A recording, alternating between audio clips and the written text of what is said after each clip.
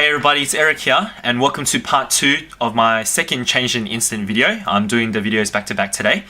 I wanted to share with you guys what other lesson I learnt from the Landmark Forum seminar series that had again a profound effect on my life. Now, I wanted to share with you guys the importance of going through a life-changing experience or a personal growth experience with your significant other. It is of vital importance that you do so if you decide to walk on this journey, that you at least share something together, at least one thing. The reason being is that once you start walking this journey, you'll get to a point where the way you communicate and the way that you view the world will be so far different from the people around you that sometimes you will not be able to communicate on the same wavelength. And as with anything, whether it be relationships or at work, once you're not on the same wavelength with another person, it's really hard to grow and move forward together. And you can see how this is of a special importance when it comes to your partner, your boyfriend or girlfriend or husband or wife. Now, before we went to that Landmark Forum seminar series, Judith and I were having some personal problems, some relationship problems. Now, it wasn't anything serious. We weren't fighting every day. We weren't on the verge of breakup or anything like that. But there was a stark contrast between how we used to be and how we were at that time. And this, of course, was due to the big change in our life with Emily coming into our life. Before Emily, we were like any other couple. We had plenty of time together. Our relationship was just fantastic. We really are truly soulmates, Judith and I. Our honeymoon period lasted for like 3.5 years, and even after that, it was still quite good for quite a number of years as well. But like I said, we had plenty of time together, but after Emily came into our life, we had to have a complete shift and invest all our energies and time into this singular being, this new child that we had. And over time, it started to take a toll on our relationship. For me, our physical relationship for one, and also having time just alone together was being severely affected. Judith was tired all the time, rightly so, of course. She had to breastfeed, she had to look after the baby during the day and take care of the house. And people don't understand. They think that stay-at-home mums get it easy and they don't do anything. But I'm telling you now, I've done some stay-at-home days and they're just as mentally draining as work. In fact, I'm not afraid to admit that I prefer work than doing stay-at-home with a child every day. It's not that I love Emily any less, but that's just how it is and that's how I feel. So that was my comms with her, and her comms with me was the fact that I wasn't proactive with my assistants around like the house or with Emily. I wasn't spending quality time with Emily, and that is of vital importance, that distinction between quality time and just mere presence. I thought that I was doing my bit as long as I was doing things like changing her, bathing her, feeding her, and just being there with her and the family. But once you start to realize that quality time is different to just being present, you'll see that your whole relationship with your child goes to another level. The way that they respond to you, the way that they respond to your discipline, the way that they communicate with you is completely different.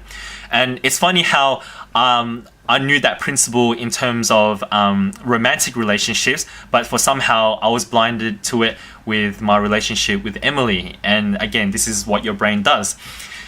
Now, after we did the Landmark Forum and we had internalized that important idea of your internal dialogue not being who you really are, and how you choose to interpret and place meaning behind the things that people say and do when it might not necessarily be the reality of the situation, Judith and I were able to begin communicating on a completely different level. When we finally agreed, then we're on a same wavelength about communication, where we chose not to allow our mind to trick us to interpret certain things in a certain way. We were able to truly open up to each other without fear and to not get personally offended by what we would say to each other. And that's the thing, when you want to solve your problems, you have to let it all out. You have to show and bear all your cards. If you hold something back, then that will never allow you to start from a clean slate. And I just want to give you an example of this in other situations. With my parents, like I said, with my parents, I had some issues communicating with them.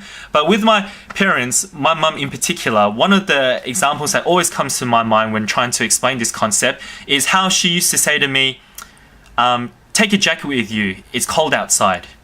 Now, if my friend said to me, hey, Eric, take your jacket with you, don't forget your jacket, it's cold outside, the first thing that I would respond, the way that I would respond would be like, hey, thank you, thanks man, thanks for reminding me. And I'm sure you guys would probably be the same. But with my mum, because of all the issues that we had, when she said that to me, and I remember this memory so clearly, I remember reacting in this way. First off, it was anger, because the first thing I said to myself, my internal dialogue was, what, you think I'm stupid? You think that I don't know that it's cold outside?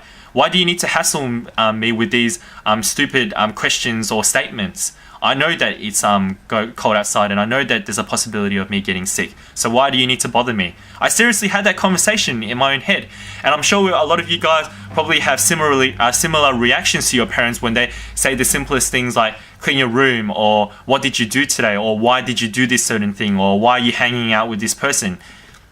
In reality, all they did was just ask you why you're hanging out with this person, or why you're doing this, because they want to know, they love you. But once you have an issue with a person and you start viewing them from a negative lens, the foundation of your relationship starts moving forward from that negativity. So you start interpreting every action that they do through that negative lens. And that's how it was for Judith and I. Because we had those underlying problems, every time that she criticized me, I'd react way out of proportion to the situation, and she would do the same as well, and then we'd start bickering and have these stupid little petty arguments all the time. But like I said, once we started to agree on how to communicate with each other, it opened up a new world to us, and like I said, we were able to lay all our cards out and really let each other know what was going on internally and what we wanted the other person to do. Now, when I said what we wanted the other person to do, what we finally realized at the end, once we laid it out on the table, we realized that the only thing that can be changed was yourself. You can't change the other person. No matter how hard you want to change the other person, you cannot do that. You cannot change the other person. And Judith and I really came to realize that it had to be our own actions. So in my situation, I had to be proactive. I had to foster an environment where I'm fulfilling what Judith needed from me, and therefore, because she's in a happier place, she'll be able to fulfill what I needed from her. She wouldn't be coming from that negative base anymore, and that was vice versa for us as well. And that realization of sharing this important life-changing moment of learning how to communicate better and learning this really important lesson of changing ourselves rather than trying to change other people really shifted our relationship in a completely different direction. And even till this day, and it's been over a year and a half since we did the Landmark Forum, every time that we have an argument or we'd fall back into our old habits, and you will, because it's a lifelong journey, and an instant red flag would come up in our minds, and we'll be able to take a step back, take a deep breath, reapply our critical thinking and what we've learned, and really just start again and just move forward with our issues so that they would no longer be problems plaguing us. And I'm telling you guys that this is why it is so important to do something life-changing or do some sort of personal growth with your significant other, so that you can anchor your relationship to this idea, to this shared vision regarding what you want for your relationship. If you guys are wishy-washy about what you want, what principles you want to guide your relationship by, you'll always fall into the trap of petty arguments, of misunderstandings. But when you have something to anchor it to, a sacred thing where you can both completely agree on, truly, authentically, completely agree on, you'll be able to always restart from your clean slate and move forward.